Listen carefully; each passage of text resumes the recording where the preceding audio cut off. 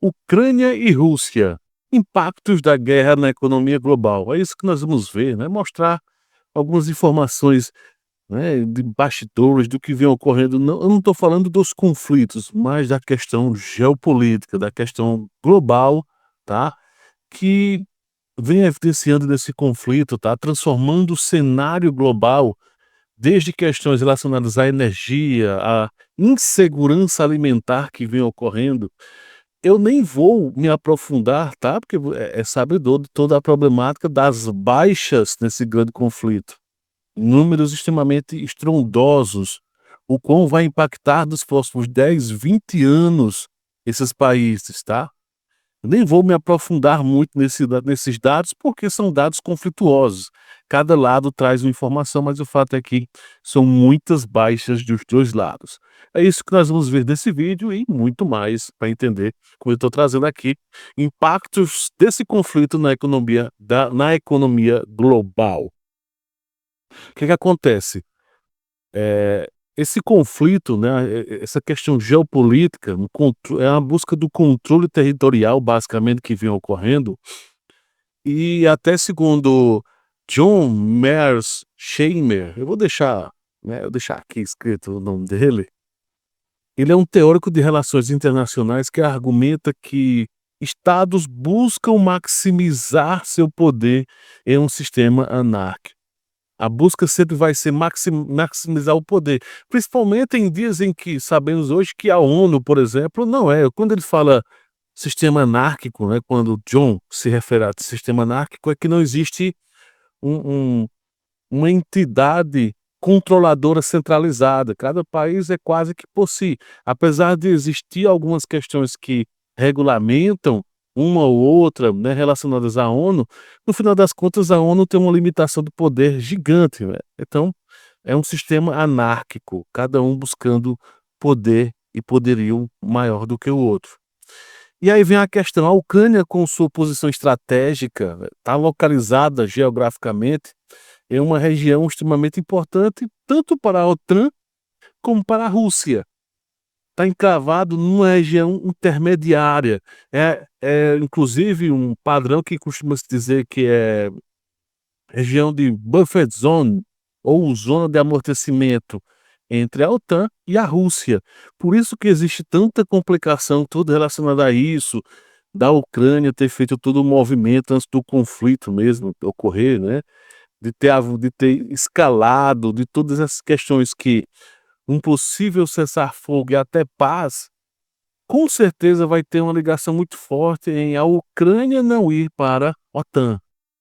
Inclusive, isso que a Rússia faz é um padrão da chamada doutrina Primakov, é uma doutrina russa que diz que a ideia é reconstruir a influência russa sobre as ex-repúblicas soviéticas para garantir a segurança nacional. Então, um padrão da doutrina Primakov. E o que acontece? Antes mesmo do conflito em si, começou já uma escalada, tá? Um avanço cada vez acelerado por parte dos russos, né, se preparando para o conflito, indo para Belarus, começando a preparar o que aconteceria depois na região do Donbás. Tudo isso começou a haver uma preparação.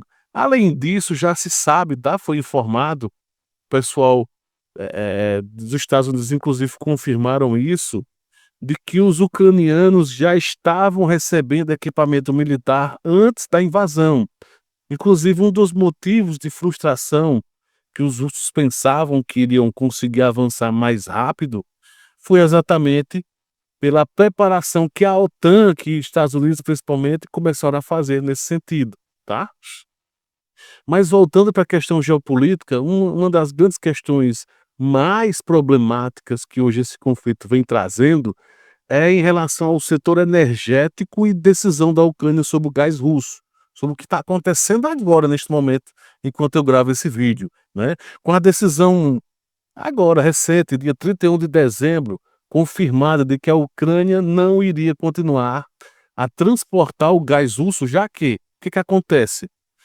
A Gazprom tem alguns gasodutos em território ucraniano e que abastecia outros países. Até trouxe vídeo já aqui falando sobre este caso, tá bom? E aí vem um grande fator que é o seguinte: esse gás natural, ele é essencial para os países europeus, é uma das principais fontes de energia europeia, tá? Que abastece das mais formas possível. Pode ser produção de energia direta, né, produção de energia elétrica, pode ser no sentido de alimentar caldeiras, aquecer casas, enfim. Então, principalmente em um período que nesse momento enquanto eu gravo o vídeo, é o período de inverno europeu. Então isso ainda é mais significativo, é mais impactante para esses diversos países europeus que vêm cada vez mais pensando 2 vezes em apoiar a Ucrânia exatamente por esse ocorrido. Isso sem falar todas as questões que ocorreram já no Nord Stream, nessa região mais ao norte, báltica, né, dos bloqueios contra as sanções contra o gás russo, que já vinha ocorrendo, isso fez com que elevassem os preços. Numa geral, tá, se você pegar dados lá de 2022, 2023, o aumento tinha chegado a 35% dos custos de energia. Só que vem aumentando. Por quê? O gás está vindo de regiões como o Catar, alguns países do norte da África, tá? Vem dos Estados Unidos. E vários países têm reclamado que não tem chegado gás suficiente, assim como o russo, e também tem o fato de ser mais caro, porque você precisa entender que os russos, quando começaram a fazer acordos com os europeus dessa questão de transferência do seu gás, como é um volume maior, né, como se fosse atacado, digamos assim, num volume gigante, então, a preço de custo de mercado, era um gás muito mais barato, o metro cúbico, em relação ao o que o mercado, né, então, já era um preço bem viável para os europeus. Então agora os europeus estão recebendo um gás que nem a preço de mercado, está vindo mais caro ainda do que o preço de mercado, devido toda a logística, toda a infraestrutura que precisa para implementar. Então essa questão do gás está sendo inclusive neste momento um grande mesmo problema nessa questão geopolítica que outros países começaram, que são da União Europeia ou que são da OTAN, estão pensando em rever todo o apoio para a Ucrânia por conta disso. Então há uma movimentação geopolítica de pequenos rompimentos, de formação de pequenos blocos dentro da própria União Europeia, tá? Inclusive encabeçada dentro dos países, como o caso da Eslováquia, talvez Hungria, que são os países que mais estão sofrendo com isso. Outros países estão sofrendo com toda essa questão, tá? Se você pegar a Alemanha tem sofrido muito sobre o problema do gás, tá? Tem aumentado os custos. Os países europeus como um todo, economicamente, não estão nada bem. Isso inclusive interfere nessa questão econômica, geopolítica da região, já que os países já vinham enfrentando, principalmente depois, né, 2019, 2020, né, 21, toda a questão sanitária que todo o mundo enfrentou, então já houve uma certa recessão econômica que estavam começando a se recuperar, e aí vem esse novo conflito Ucrânia e Rússia, Rússia e Ucrânia.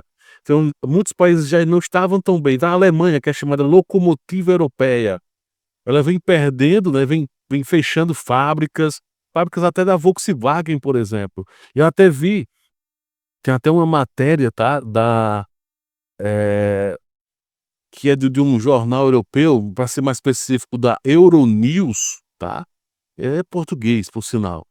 Falando exatamente que, comparando a economia per capita, tá, o PIB per capita da Alemanha, comparando com Mississippi, que é considerado como o estado mais pobre. Mississippi, o estado mais pobre em termos de renda, PIB per capita, lá dos Estados Unidos, tem um PIB praticamente igual ao da Alemanha, que é considerado como uma grande economia.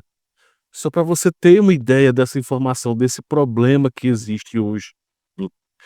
Enfim, então que os europeus vêm enfrentando, então não é uma situação muito boa. Enquanto isso, a Ucrânia quer cada vez mais ajuda militar, a Ucrânia tem, né, tem buscado querer, Zelensky especificamente, em não só equipamento militar, mas dinheiro que seja injetado na Ucrânia. Isso tem sido um problema forte, porque Os europeus estão começando a se cansar de tudo isso, porque precisam sobreviver. Basicamente é isso, precisam sobreviver a tudo que vem ocorrendo. Já na questão ucraniana especificamente, com a agricultura, a Ucrânia ela é muito forte em mineração e agricultura, né. A Ucrânia que é responsável por cerca de 10%, era responsável por cerca de 10, 15% das exportações globais de trigo.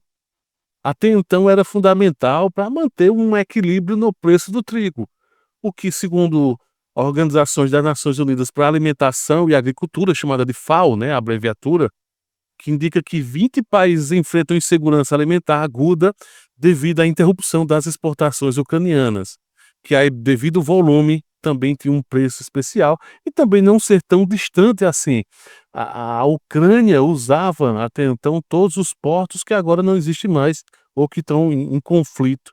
Então, e fora a produção em si que foi extremamente problemática. Em meio a todo esse caos, enquanto eu gravo agora esse vídeo, algumas cidades-chave na área de mineração ucraniana, que seria importante para uma movimentação, estão simplesmente agora sob domínio russo.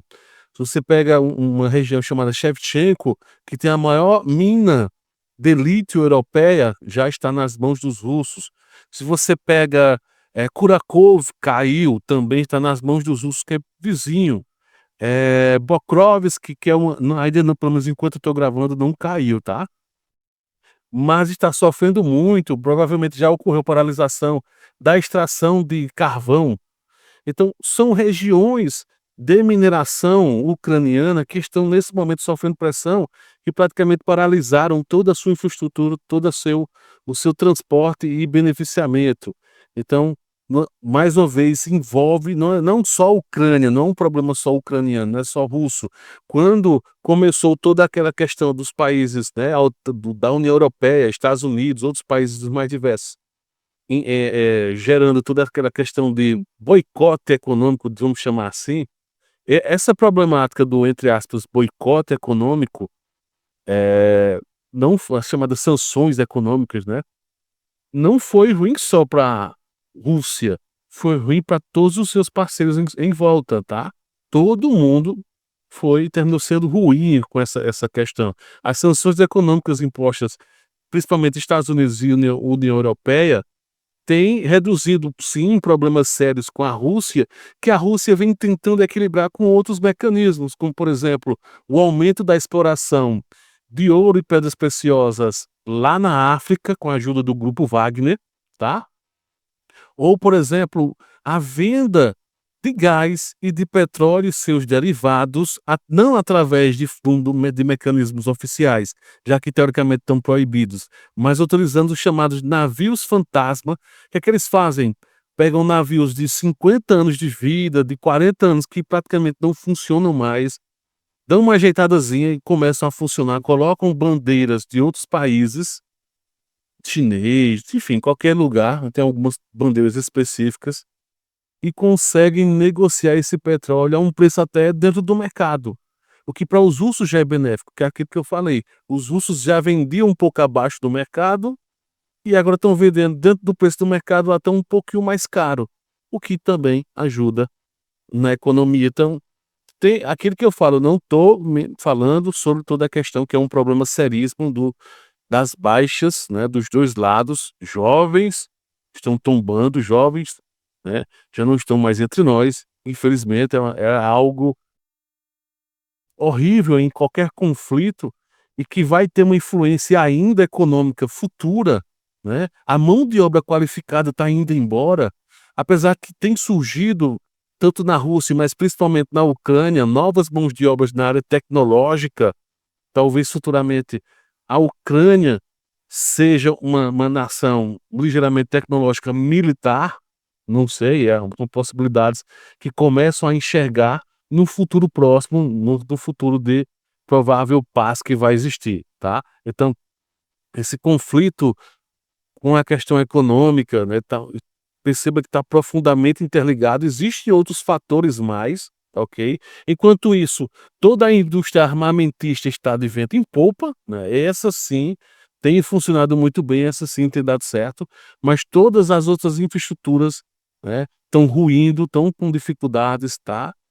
E um fato interessante agora sobre questão geopolítica, é que há um impulsionamento russo, que até então não estava tão forte assim, mas que principalmente Putin quer, né, dá-se a entender claramente que Putin quer adotar muito mais forte a chamada doutrina Primakov, que eu já falei aqui, né, que é a de reconstruir a influência, ser mais influente nas chamadas ex-repúblicas soviéticas e satélites. Não só as ex-repúblicas, mas que países que ficavam em torno e que também sofriam uma grande influência da antiga União Soviética. Então tá aí a situação, tá, trouxe um pouco dessa questão geopolítica e mais especificamente econômica. Existem outros fatores também, se você inclusive souber, quiser trazer, deixa nos comentários aqui o que é que você acha de tudo isso, comenta sobre algum outro caso, se concorda, se não concorda, fala aí, deixa teu comentário. Lembrando que todos os dias nós temos, além de vídeos, né, gravados, nós temos todos os dias às 18 horas, estaremos aqui sempre ao vivo, sempre quando puder, claro, evidentemente. Então, mas é isso, valeu, um grande abraço, fui.